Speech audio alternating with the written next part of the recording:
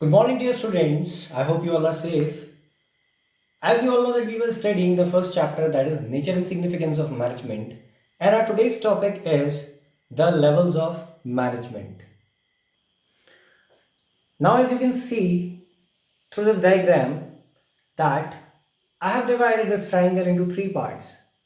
The topmost part is the top management, then comes the middle management, and at last the bottom or operational management.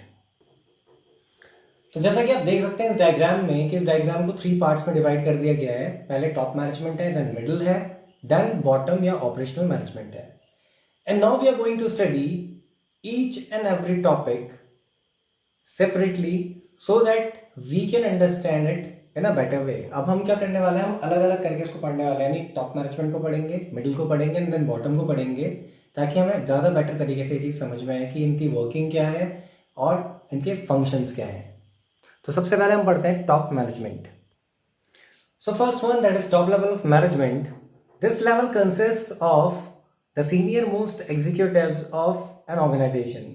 Example board of director, chairman, the chief executive officers, chief operating officers, presidents, vice presidents etcetera. यानी जो सबसे बड़ा level है वो है top level of management. Actually जो levels of management है ये पूरी की पूरी एक रिलेशनशिप है एक ऑर्गेनाइजेशन की, यानी कौन किसको रिपोर्ट करता है, who will report to whom, ये authority responsibility relationship kind of thing है जो ये बताती है कि कौन किस चीज़ के लिए रिस्पॉन्सिबल है और कौन किसका सीनियर है, यानी कौन किसको रिपोर्ट करेगा। तो सबसे पहले इसमें जो टॉप लेवल ऑफ मैनेजमेंट है, इस लेवल ऑफ मैनेजमेंट में सीनियर मोस्ट एग्जीक्यूटिव्स होते हैं किसी भी ऑर्गेनाइजेशन के। उसमें आपका आता है बोर्ड ऑफ डायरेक्टर्स, चेयरमैन, जो चीफ एग्जीक्यूटिव ऑफिसर्स होते हैं वो, chief operating officers, president, vice presidents, ये सारे लोग इसमें आते हैं। सो नाउ अगर टॉप लेवल मैनेजमेंट की बात करी जाए तो this level is responsible for framing the policies of business. यानी कि ये जो लेवल होता है ये ओवरऑल जो पॉलिसीज बनती हैं किसी भी फर्म की, किसी भी बिजनेस फर्म की जो पॉलिसीज होती हैं कि वो क्या करने वाले हैं, क्या होगा, वो सब कुछ टॉप लेवल मैनेजमेंट ही डिसाइड करता है। Then this level is also responsible for the overall growth and survival of the firm. साथ साथ फर्म की जो ग्रोथ एंड जो सर्वाइवल है उसका, कि मार्केट में एग्जिस्ट करे, कैसे करे, उन सब चीज़ों के लिए भी टॉप लेवल मैनेजमेंट ही रिस्पॉन्सिबल होता है, बिकॉज टॉप लेवल मैनेजमेंट ही सारे डिसीजंस लेता है। Now moving on to the functions of top level management, and this concept of levels of management is very important topic of this chapter। इससे हमेशा questions आते हैं, यानी इस पे questions होते हैं, और मोस्टली क्योंकि आपको पता है कि BST केस में केस स्टडीज होती हैं, तो वो केस स्टडीज भी इन क्वेश्चंस पे बेस्ड होते हैं, और ये लेवल्स ऑफ मैनेजमेंट वाले क्वेश्चंस जो हैं वो हर बार लगभग पूछे ही जाते हैं। इसलिए you should focus on each and every concept well, so that ये आपको समझ में आ जाए और आप उस क्वेश्चन को ईजिली अटैम्प्ट कर सकें। तो हम चलते हैं फंक्शंस पे कि टॉप लेवल मैनेजमेंट के फंक्शंस क्या हैं। तो first function is determining the objectives of business.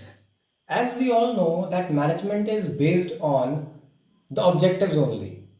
Business के जो भी ऑब्जेक्टिव्स हैं उन्हीं की वजह से मैनेजमेंट की रिक्वायरमेंट है। मैनेजमेंट की डेफिनेशन आपको याद होगी, हमने अपने प्रीवियस वीडियोस में पढ़ी है कि that management is a process of working within through others for effectively achieving the organisational objectives. यानी वो ये बोलता है कि आप सबके साथ मिल के काम कर रहे हैं और सबके थ्रू काम कर रहे हैं ताकि आप अपने ओवरऑल ऑब्जेक्टिव्स को पूरा कर सकें। यानी मैनेजमेंट जो बना है, कोई भी कंपनी अगर बनी है, that is because of some objectives। yani even if you are starting a business या you have started a business, so you must be having some sort of objective। आपका कोई ना कोई objective होगा। it will be related to earning profit obviously, क्योंकि business आप कर रहे हैं तो profit motive तो होगा, लेकिन उस profit motive के साथ साथ कुछ और भी आपकी objectives होंगे। for example आप business को grow करना चाहते होंगे या किसी और एक level पे आप उसको लेके जाना चाहते हैं, तो वो सारी चीज़ें जो होती हैं they are a part of your objective।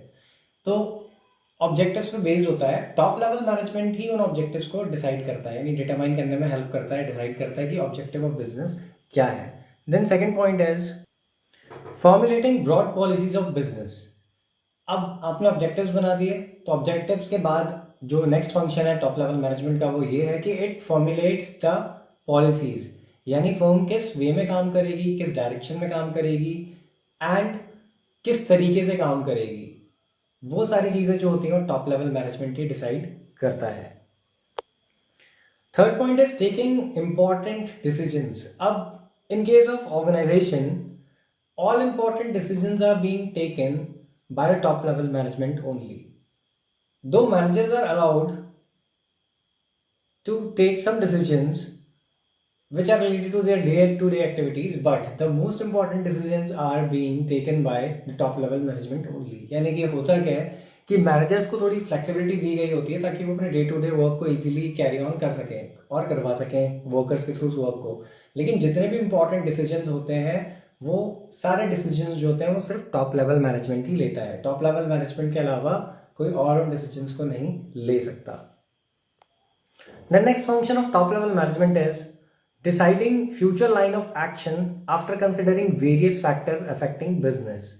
यानी टॉप लेवल मैनेजमेंट को डिसाइड भी करना होता है कि फ्यूचर में फर्म कौन कौन से एक्शंस लेगी, यानी किस एरिया में वर्क करेगी, किस फील्ड में कैसा एक्सपेंशन होगा, एंड वो भी सारे फैक्टर्स को कंसिडर करके जो बिजनेस को अफेक्ट कर सकते हैं। That there are lot of factors like economic environment, social environment, political environment, जो गवर्नमेंट पॉलिसीज होती हैं वो भी अफेक्ट करती हैं। तो ये सारी चीज़ें जो मिलकर हैं, यानी कि जो फ्यूचर कोर्स ऑफ एक्शन बन रहा है, तो जो बिजनेस फर्म होती हैं वो क्या करते हैं उसको एनालाइज कर लेती हैं ऑलरेडी कि what may actually happen in future, यानी फ्यूचर में क्या हो सकता है, क्या ट्रेंड्स आ सकते हैं। यही रीज़न है कि आपने देखा होगा कि नए नए इनोवेशंस हर दिन होते हैं और उन इनोवेशंस के बेसिस पे ही क्या होता है हर बार एक नई फीचर ऐड कर दी जाती है प्रोडक्ट लाइन में। जो भी एक प्रोडक्ट होता है पर्टिकुलर उसमें, जैसे कि मोबाइल के केस में भी आप देख सकते हैं आईटी सेक्टर सबसे फास्टेस्ट ग्रोइंग सेक्टर है और सबसे ज़्यादा चेंजेस भी उसमें फ्रिक्वेंटली जो आईटी सेक्टर में ही आते हैं। तो इन सारी चीज़ों को कंसिडर करना और इन सारी चीज़ों को करना जो टॉप लेवल मैनेजमेंट का ही वर्क है।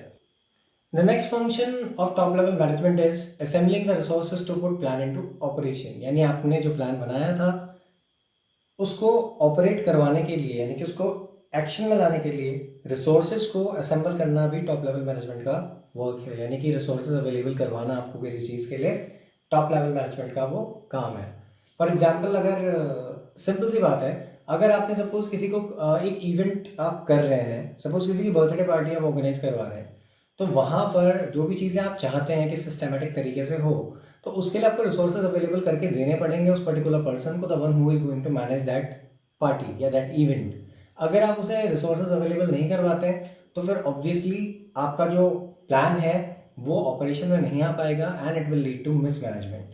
Then next function is issuing instruction to middle level managers. अब बिकॉज टॉप लेवल मैनेजमेंट बिल्कुल टॉप लेवल पे होता है, यानी बिल्कुल स्टार्टिंग में होता है, तो फिर वहाँ से वर्कर्स के बीच में जो कोऑर्डिनेशन होती है वो होती है through middle level of management. तो यहाँ पर टॉप लेवल ऑफ मैनेजमेंट ने जो पॉलिसीज बनाई होती हैं they are suppose to communicate that policies to the middle level managers. तो इसीलिए मिडिल लेवल मैनेजर्स को टॉप लेवल मैनेजमेंट जो होता है it issues some sort of guidelines and instruction which are to be followed by the middle level of managers to complete or to achieve the overall organizational objective। यानी organizational objective achieve करने के लिए middle level managers को top level management की जो instructions and guidelines होती हैं उनको फॉलो करना होता है। The next function is controlling the activities of all departments. As we all know that top level management is the one who frames each and every policy of an organization. So it also controls the activities of all departments or different departments like sale, human resource, production। तो top level of management क्या करता है, इन सारे departments को control करता है, उनकी सारी एक्टिविटीज को देखता है कि क्या चल रहा है वहाँ पे और whether the things are going as per plan और नॉट, कि प्लान के अकॉर्डिंगली चीज़ें चल रही हैं नहीं चल रही हैं। अगर नहीं चल रही हैं तो अकॉर्डिंगली फिर उसमें जो चेंजेस करने हैं वो उसके इंस्ट्रक्शन जो हैं वो मिडिल लेवल मैनेजर्स को इशू कर देता है। Next function is the top level management builds relation with public, customer, institutions, etc. अब होता क्या है, जो टॉप लेवल ऑफ मैनेजमेंट है उसका एक फंक्शन ये भी होता है कि उसको मेंटेन करने होते हैं रिलेशन विद पब्लिक। यानी जितने भी आपने देखा होगा कि कोई भी इंफॉर्मेशन होती है रिलेटेड टू फर्म, तो टॉप लेवल मैनेजमेंट ही उस चीज़ को पब्लिश करता है या उसको पब्लिक करता है। So this much for today's video. I hope आपको ये कॉन्सेप्ट समझ में आया होगा। And in our next video, we are going to study about the next level, that is the middle level of the management. Thanks for watching the video.